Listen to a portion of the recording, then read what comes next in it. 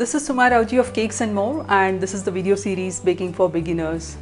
Flour is one really important ingredient in all recipes, and it's very important that we use the right amount and right measure of flour which the recipe calls for.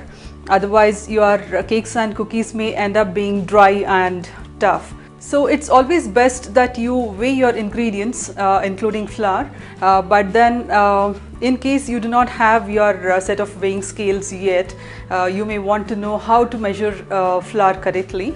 And again, those rare instances where your kitchen scales decide to throw a tantrum and then you don't know what to do. So at times like that, it really helps to know how flour is measured correctly. There are broadly two ways in which flour can be measured, and one is the spoon and level method, and the other one is called as the dip and scoop method. So this is how we measure the flour using the spoon and level method. You place your standard measuring cup on your flat surface like your kitchen counter, and then you want to just lightly fluff the flour in the container. This is really important. And then you just lightly spoon this flour into the measuring cup, and you want to overfill this, and then take a knife or anything flat like a scale perhaps, and then you just level it like this so that you have 1 cup of flour. And now this cup of flour will weigh approximately 130 grams, so the operative word being approximately.